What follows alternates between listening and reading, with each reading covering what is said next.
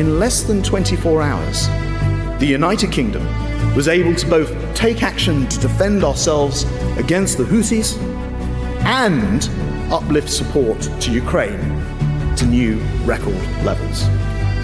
If Putin thought that we would be distracted by events in the Middle East, then last week, because of the long-term decisions this government has taken, his hopes were surely dashed. Господин Блинкен, госсекретарь США, акцентирует внимание на том, что продолжение помощи Украине – это гарантия создания новых рабочих мест в Соединенных Штатах. Словно речь идет не о финансировании войны, уже унесшей сотни тысяч жизней на Украине, о некоем прибыльном бизнес-проекте. It is unfortunate that the Russian Federation continues to call for repeated meetings on this topic and use this council as a stage for its blatant disinformation, which we have unfortunately had to listen to this morning. It is cynicism of the highest order to claim that legitimate and lawful support for Ukraine's self-defense is prolonging Russia's war of aggression. It bears repeating. There are hundreds of thousands of Russian troops in Ukraine's internationally recognized territory. There is not a single Ukrainian soldier on Russian soil. The Russian representative's accusations would sound more credible if his government respected international law, the UN Charter, and Security Council resolutions. The UN Secretary General has reiterated on many occasions that Russia's invasion of Ukraine is a violation of the Charter and international law. No amount of conspiracy theories and baseless accusations erase the fact that Russia's violation of Ukraine's territorial integrity started this war. It is President Putin's single-minded pursuit of the obliteration of Ukraine and subjugation of its people that is prolonging it. Russia can end this war today, but until it chooses to do so, the international community must continue to support Ukraine, the UN Charter, and the principles necessary to bring about a just and lasting peace. Russia must immediately withdraw its forces from Ukraine's internationally recognized borders, cease its unlawful procurement of DPRK origin materiel, and meet its responsibilities as a member of this Council and the international community.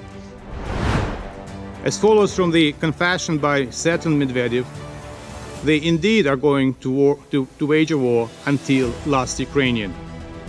Just because the model of their world does not contain neither Ukraine nor Ukrainians. And this is the only reason for Russia to be so obsessed with both the Ukrainian resilience and the global solidarity with my country. The solidarity that results in particular in supplying weapons to assist Ukraine to exercise our right to self-defense in strict accordance with the Article 51 of the UN Charter. It is imperative to underscore that Russia's determination to inflict harm on Ukrainian civilians has not diminished. On the contrary, it has intensified significantly. Russia has increased number of attacks along with number of missiles launched across Ukraine. Министерство обороны, наши средства ПВО, другие соответствующие ведомства принимают необходимые меры для защиты от подобного рода террористических атак. Киевский режим продолжает демонстрировать свое звериное лицо в том плане, что они наносят удары по объектам гражданской инфраструктуры. Они наносят удары по людям, по гражданскому населению. И тот удар, который был накануне по торговым рядам в Донецке, это является чудовищным актом терроризма, потому что используется неизбирательное вооружение, которое повлекли жертвы такого большого количества людей. Мы решительно это осуждаем, и, конечно же, будет продолжаться специальная военная операция с тем, чтобы оградить наших людей от этой опасности. Сьогодні я вношу у Верховну Раду України ключовий законопроект, який дозволить ухвалити комплексні зміни до законодавства та запровадити інститут множинного громадянства. І дозволить мати наше громадянство усім етнічним українцям та їхнім нащадкам з різних країн світу. Звісно, окрім громадян країни-агресора.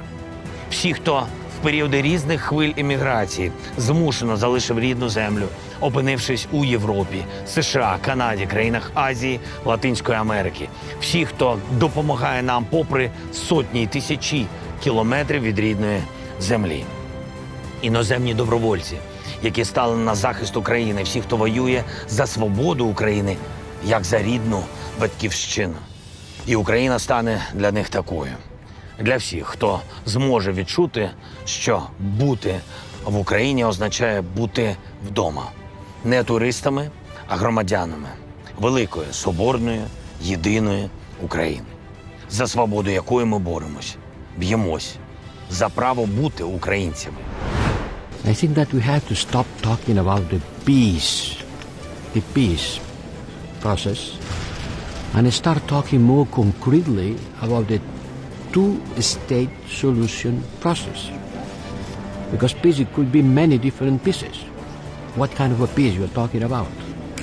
So let's talk about what we want to do.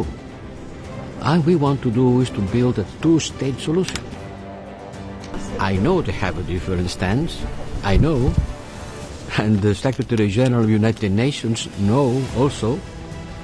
And he answered yesterday in a very concrete terms, saying that it is unacceptable to say I don't want this solution, because this is a solution that has been approved by the United Nations. And the whole international community is behind it. So if they don't agree, we'll have to discuss. That's why we are here.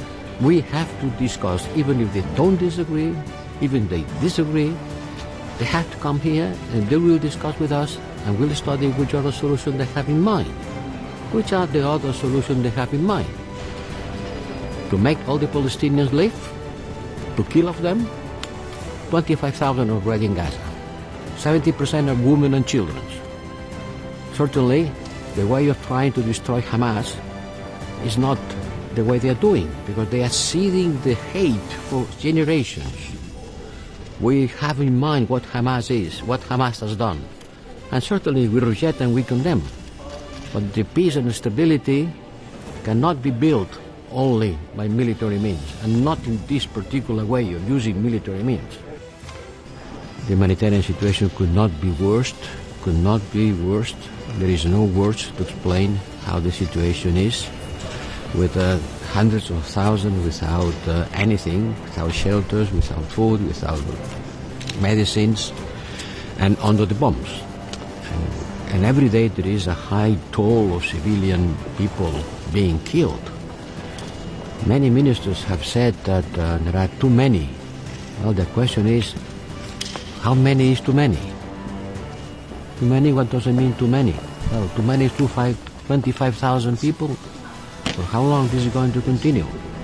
في مباحثاتنا الثنائية مع فخامة الرئيس كانت الحقيقة أنا رسالتي هنا للأثيوبيين إن يعني النهاردة إنك أنت تحصل على تسهيلات مع الأشقاء في الصومال أو في جيبوتي أو في أريتريا أمر متاح بالوسائل التقليدية، إنك أنت تبقى تاخد يعني يبقى ليك فرصة إنك أنت تستفيد من المواني اللي موجودة في الدول دي، أمر ما حدش أبدا يرفضه. ولكن محاولة إنك أنت تقفز على أي أرض من الأراضي عشان تبقى الأراضي دي يتم السيطرة عليها بشكل أو بآخر زي الاتفاق اللي هو مع أرض الصومال، طبعا ما فيش حد هيوافق على كده.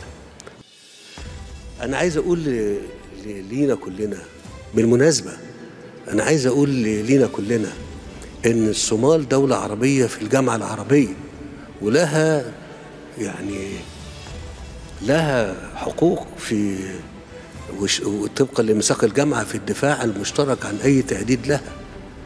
وإحنا طبعا مش بنقول الكلام دوت يعني بنهدد حد ولا حاجة، إحنا بنقول ده عشان الناس تبقى فاهمة.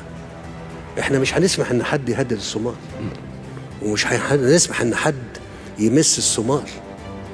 وأنا بقول الكلام ده بمنتهى الوضوح.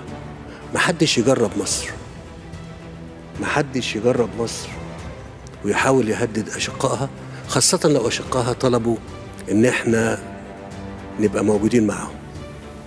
احنا مش ما بنلغيش ابدا غير البنى والتنمية والتعمير.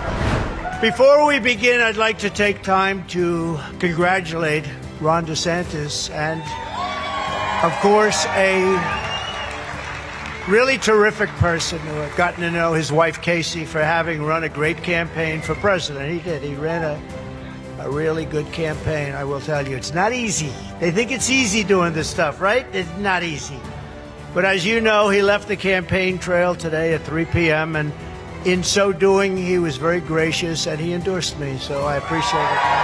I think we're going to have the same kind of a result here as we did last week in Iowa. Iowa's great. Donald Trump has a pretty good lock on the party. He's got about 48% of the... That's not 48. MAGA is not 48. MAGA is like 95% of the party.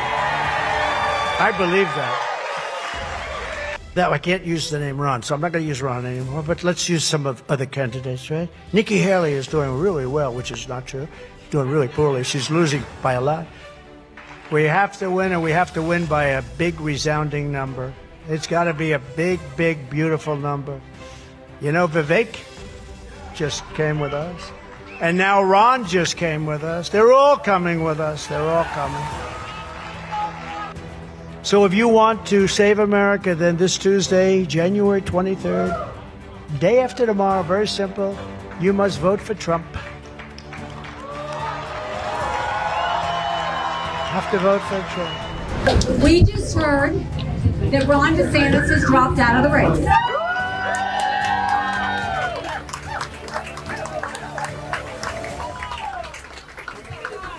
And I want to say to Ron, he ran a great race. He's been a good governor, and we wish him well.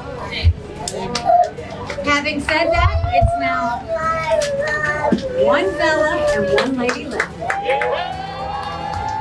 And this comes down to, what do you want? Do you want more of the same, or do you want something new? Do you want to go back to a country where they decide who's a good person, who's a bad person, who's the right person, who's the wrong person?